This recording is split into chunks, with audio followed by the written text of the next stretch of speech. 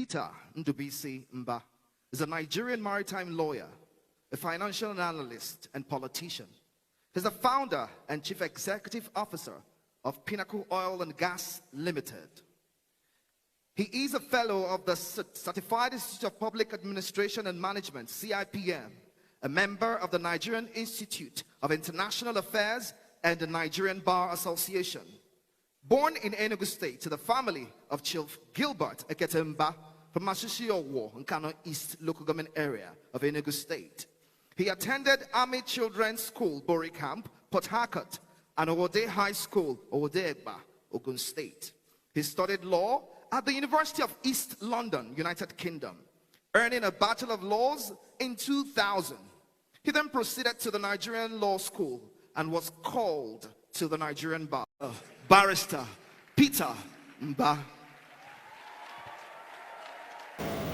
This summit that is designed to spark up the technology-led entrepreneurship of our young people.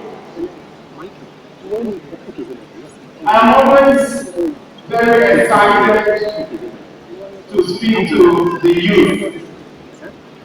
My excitement even doubles when the discussion centers on leadership. So if we're going to talk about leadership, perhaps we should ask, what is leadership? Leadership in the context we have today is twofold. I'm going to talk about market leadership and then talk about maybe what you would call business or organizational leadership. I'm going to start first by talking about market leadership. And the reason I want to start with market leadership is because of strategic leadership. So I will talk about strategic leadership first. Leadership in the marketplace requires that you attain that through the shortest way to attain that is through innovation. And as Sean Peter would argue, innovation is the implementation of practical ideas that result in the creation of goods or services.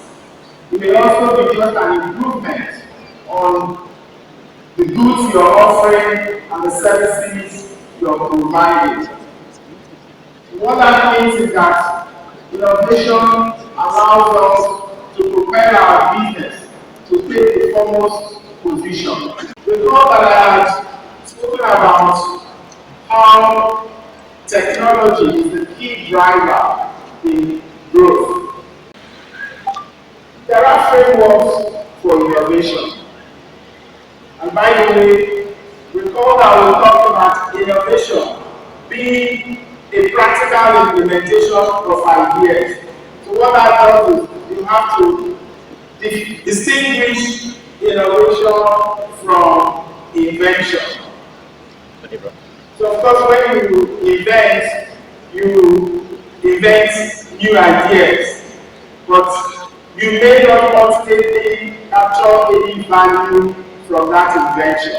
The difference with innovation is that in innovation you are able to create value and also capture the value.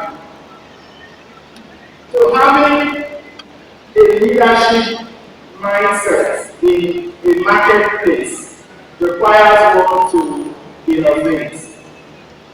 And there are frameworks for innovation. There are indeed several ways that one can innovate.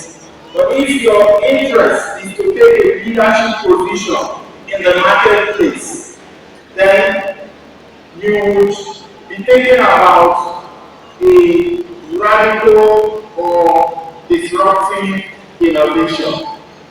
There are also innovations that could be routine.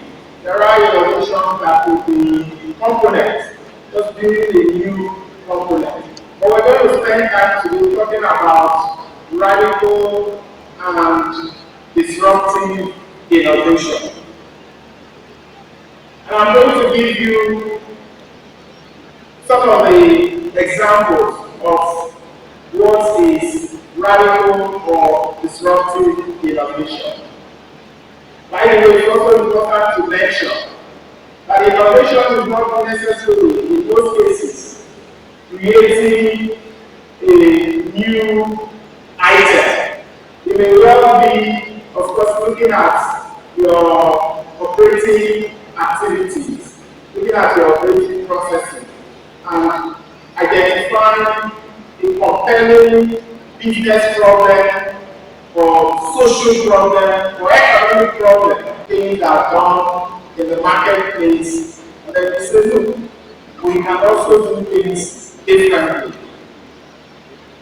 And when we look around us, we will notice that some of these disruptive innovations have taken place in a number of sectors.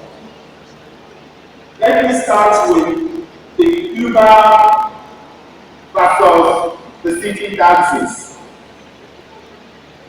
I'm sure most of us here are old enough to know how we moved from point A to point B before now, before the era of Uber.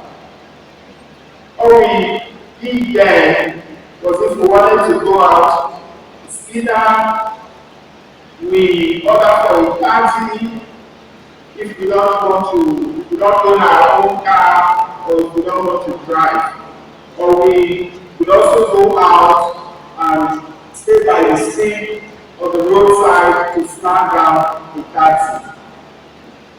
And it took some people, some young people who also believe that this could be done differently, to create a platform that we can today basically use our smartphone to sit in the comfort of our home and order for taxis. And what those people did was to create a platform. And today, there is no car rental business or city taxis that has a valuation as big as that of Uber. So what did they do? They took what was before now a pipeline business and created a platform. And today, seamlessly, we can pick our smartphone and order for taxi or leave for a car, depending. There are a lot of features that we also notice from that innovation. You will now be able to have the ability to know what your trip cost will be, the vehicle that is coming to pick you, you're able to track it. This is what we refer to as business model innovation.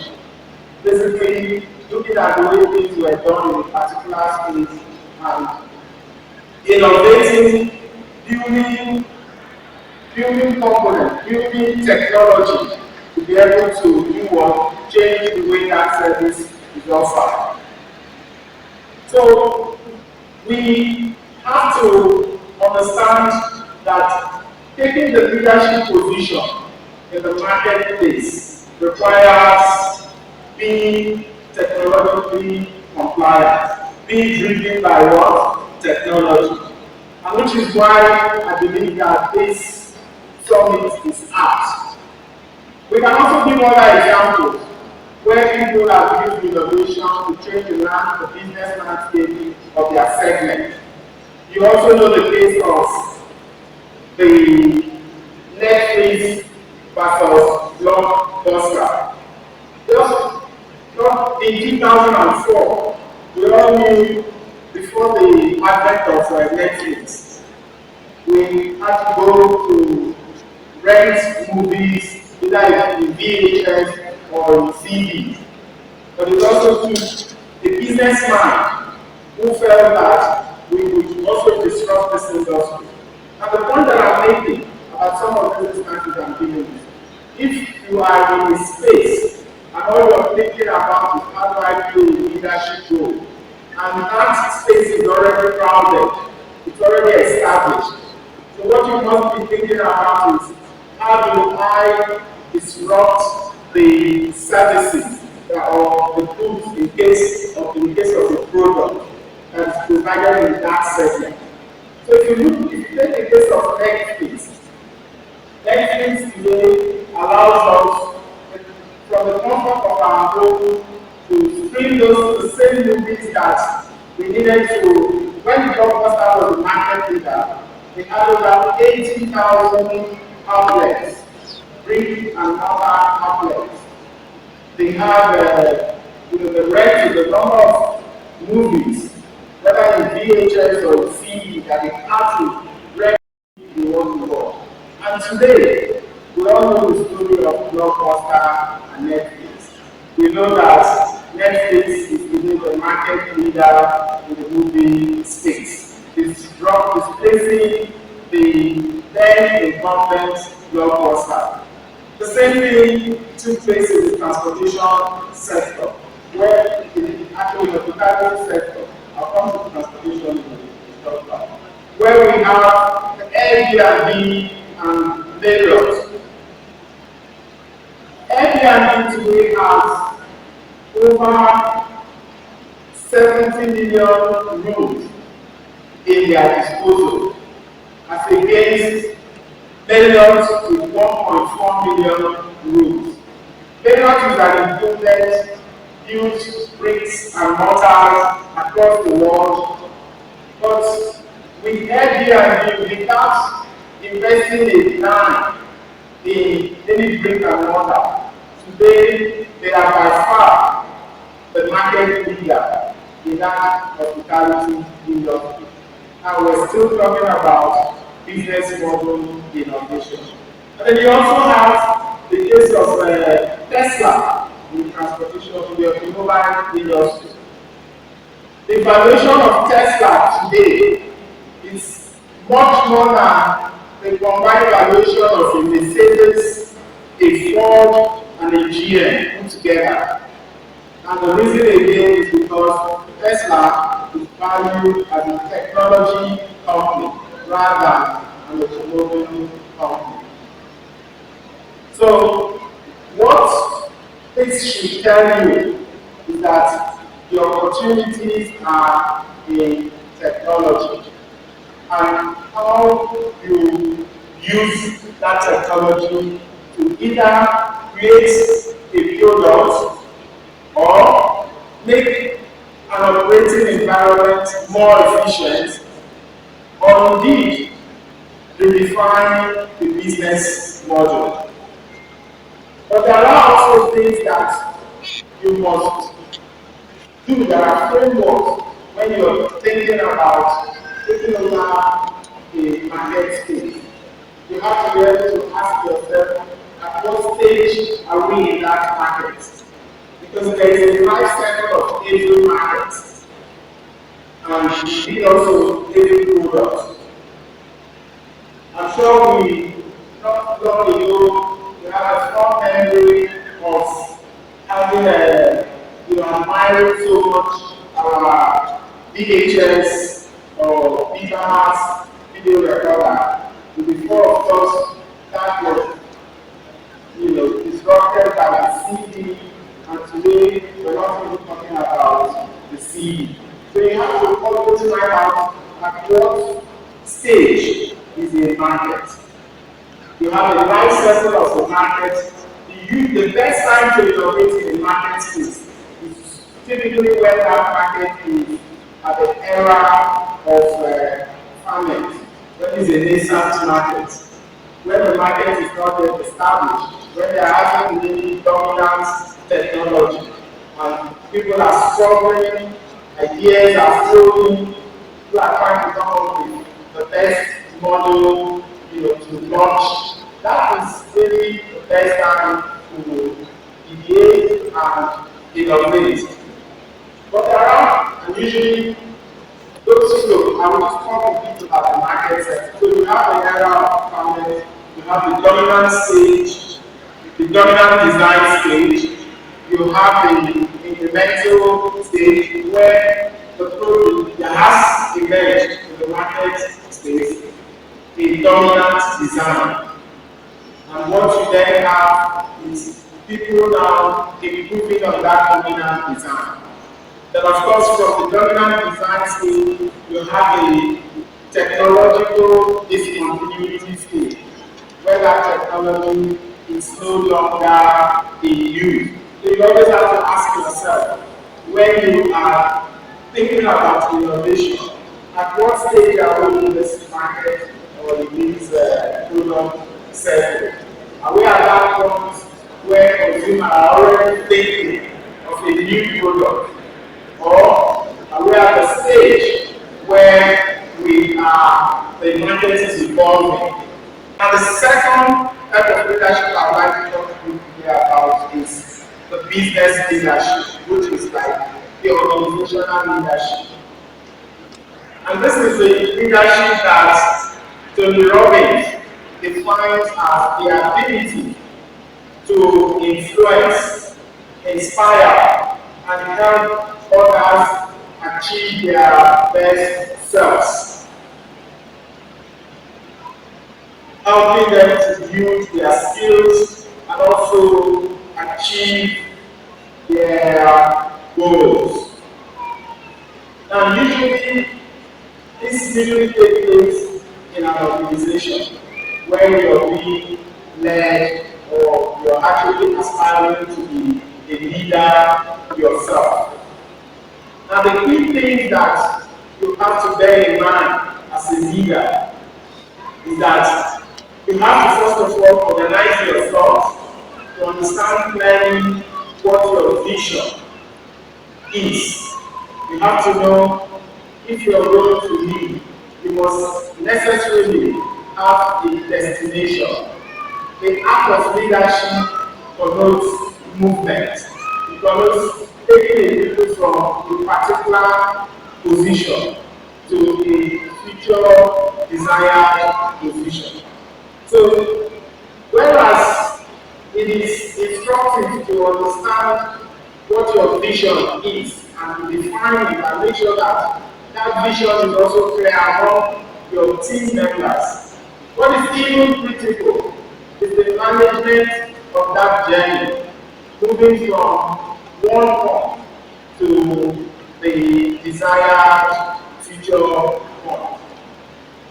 And that sort of leadership requires a number of skills, one of which we must possess is emotional intelligence. Emotional intelligence speaks to value proposition. So usually, if you were thinking about establishing a business, a typical thing you see in basic business plan is you talk about your mission, your vision, your strategic objective, and then the next thing that will follow, even before your strategy, will be your core values. You talk about those values that will sustain the growth even when you have achieved that.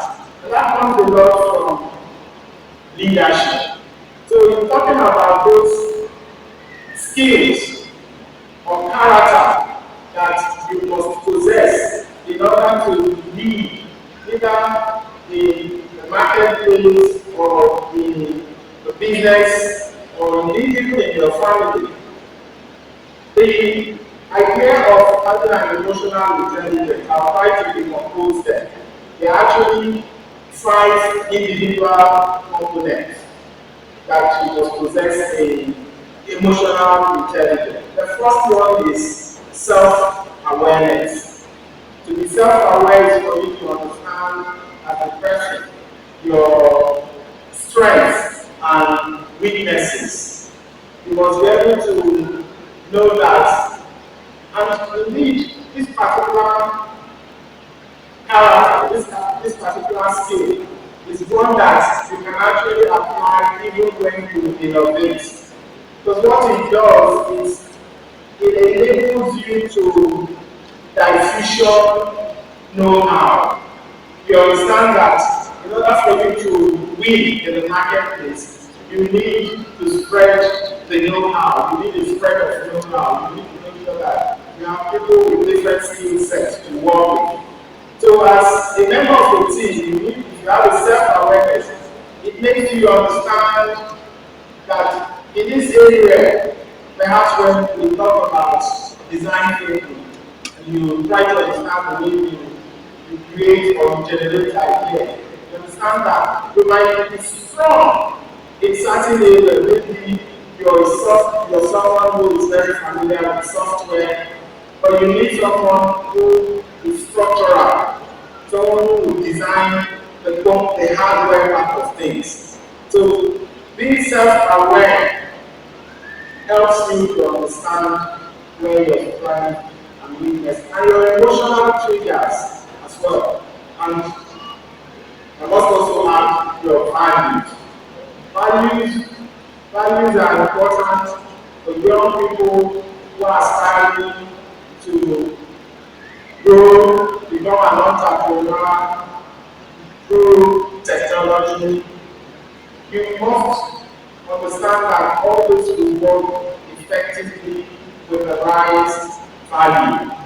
If you have the right value, and that speaks to your self-discipline. That brings me to the next item on emotional intelligence, which speaks to self-regulation. Self-regulation means that you have to be extremely disciplined. You have to have a work routine, achieve that desired destination. And the third thing on the emotional intelligence you have is empathy. Right? You have to be able to be sensitive to those that you work with and those that you are aspiring to be. In order for you to get them to buy into that desired destination, you must make sure you treat them as people you understand their pains. So it's not a relationship that will be driven by just reward and punishment. So empathy, building that empathy skill helps you with that. You also have motivation, right? You need to be essentially motivated to drive any of these leadership, whether in the market space or the organizational space. You need to be able to be what? Self-motivated. Okay? You need to be self-motivated, and then finally you have to have your social skills. And social skills, of course, your social ecosystem, your growth and your success in life will largely depend on how you are able to manage your relationships with other people, and how you are able to build those network of relationships. So it's important that you invite those leadership character that I just mentioned. I try to decompose them in the 5 individual components of emotional intelligence. We will also talk about the style of leadership. Now, this is something that the discussion I had with the medical and dental students, the medical research and material society, society that I delivered the lecture on Saturday, right? Now we spent a lot of time trying to talk about this style of leadership, where you have transactional leadership style, you have transformational leadership style, and then you have the transcendental leadership style. And I try to argue at that lecture that the preferred leadership style, one, must adopt for effective results and to ensure that he gets the buy-in of his followers of the leg into a common vision with the transcendental leadership style. Transcendental leadership style looks beyond itself. It transcends beyond the individual leader. You get your team to buy into a mission. You have defined your vision. You have agreed on what to do to get you there. Now, you cannot get there alone. You need a team to be able to get there. So how do you get those people to buy into that? You need to be able to show that this mission that you are in is one that it's not just about these people, but it's one that will serve the benefit of the society.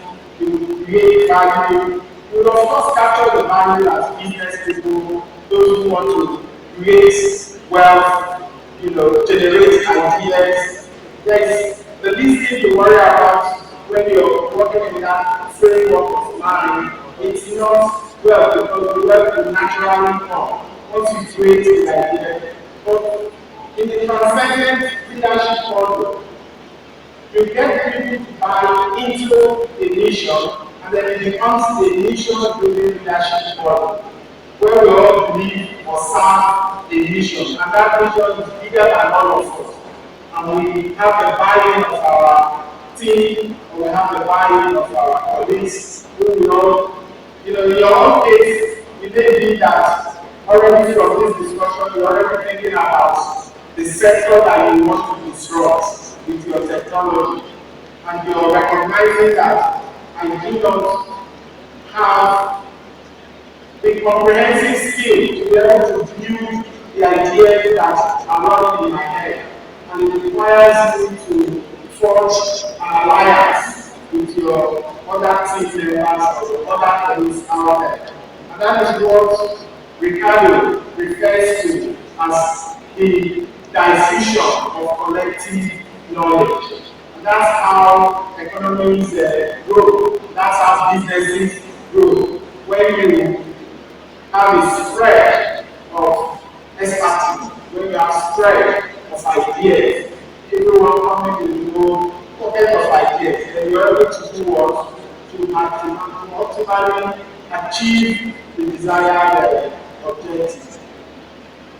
Transcendental leadership model or leadership style, as I was discussing, it's one that we need to embody as young people. It comes with a lot of ethics and a lot of value proposition, because it requires you to have also all those components of emotional intelligence that I have mentioned earlier. And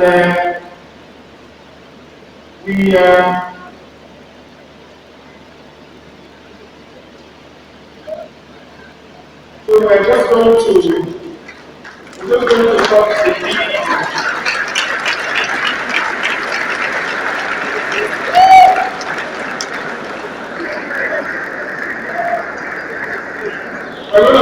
We're going to touch a bit on how we build the leadership in us. Young people, I'm sure you're going to be interested in understanding how we build the leadership in us. When Williams was speaking earlier on, when he was making those generous remarks, he talked about how we had known for over 18 years, and how he would, when he inquired about what it was I was doing, he would be told that I'm somewhere either in the US, in Europe, or the United Kingdom studying. That's actually true. He didn't lie about it. And frankly, if you're thinking about leadership, you must invite that attitude of continuous and never-ending learning. Continuous and never-ending learning.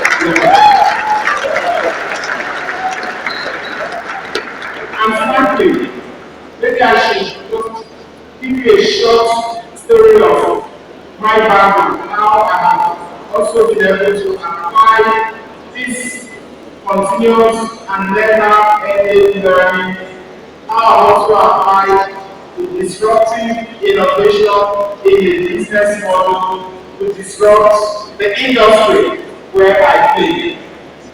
As you already know, I am the CEO of Enugu Oil and Gas.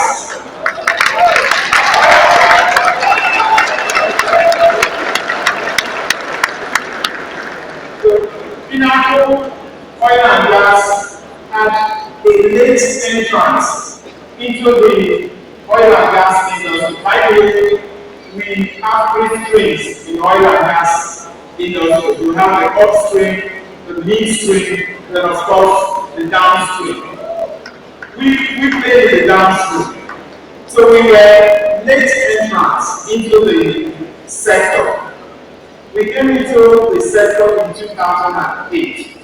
At that time, the oil and gas downstream sector was an already established sector with over 100 years.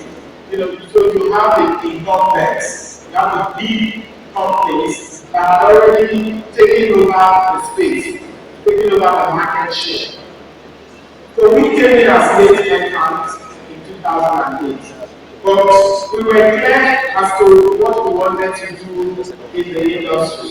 So we defined our vision. Our vision from day one was to play a dominant role in the downstream sector. We wanted to do that through an unbeatable pricing strategy. So we agreed that we're going to come up with a strategy that allows us to have the best price ever and create value for the services we're giving. It was difficult to achieve that because you are already in an industry where you couldn't do so much about the product. Because the product you are offering is a commodity. You cannot innovate so much about doing a new product because this product are things you start from the ground and the specifications are largely standard.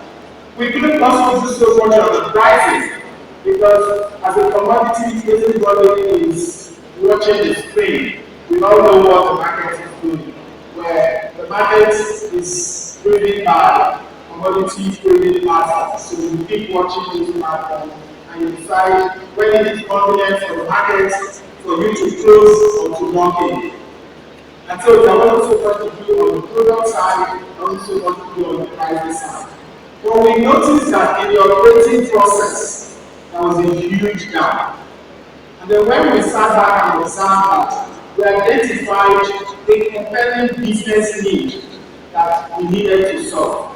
What did we do? We were then, of course, importing products that goes through large tankers.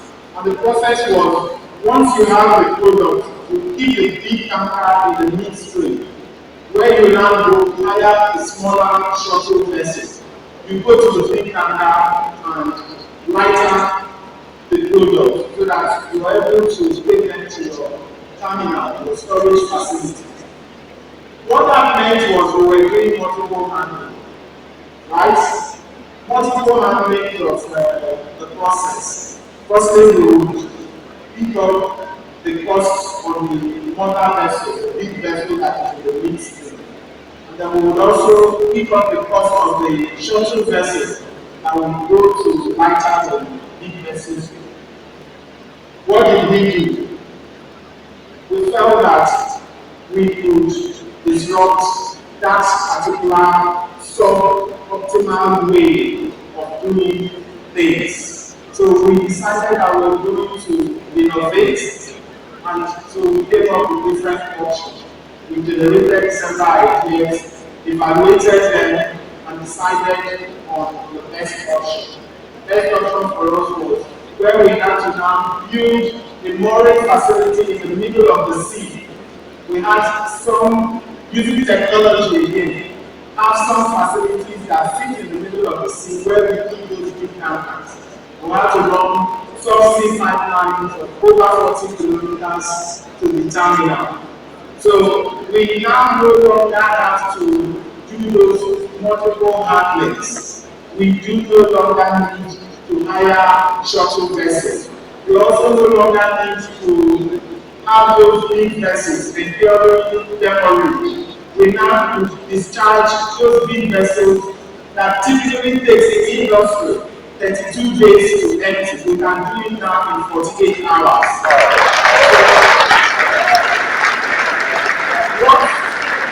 What we did wasn't creating new products.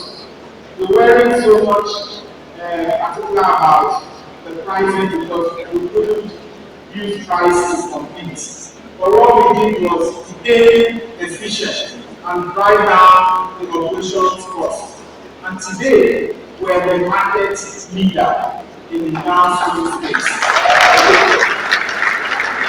That leadership meant that if you were thinking about growing incrementally or marginally, what you could have done, because it's already an industry that is at the dominant stage of design, it already has an incremental growth level. That's where the market was. So what we did was to displace those incumbents by disrupting the sub-optimization in the operations process of things. So what I wanted to emphasize by that story is what you can achieve by continuous and never-ending learning. We also talk about, for those of you aspiring to leadership or aspiring to the position of leadership, you must seek whatever avenue you can to be responsible, or to provide services. So see whatever opportunity, whatever avenue, it could be becoming a student union president, it could be becoming a leader in your church association, even in the families, because at the time you are able to influence, inspire, and make others become their best self. You already want a leader. Okay, so look for any opportunity to play that leadership role. We've talked about how you have to be able to communicate openly, have to have an open channel of communication. Learn to do what? Learn to listen. Learn to listen, and once you are faced with a number of options, you also have to be decisive. You have to have the courage to make a decision.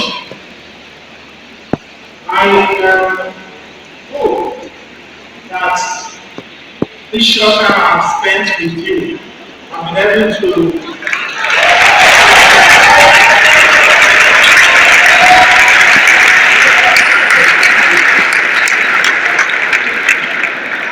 I hope I've been able to show you that we do have the potential to be.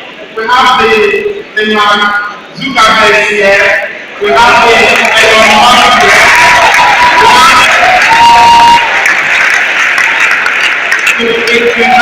we have all of you here. There will never have been a better opportunity or indeed a better place to innovate like we have in this country. When a lot of things we do, we still do them suboptimally. Your job now is to invite the design thinking framework, which is something like, to define the business problem, to look at the compelling business in our sector. For us, who have dedicated our interests to serve our people, moving from the corporate sector now to serve in the public sector.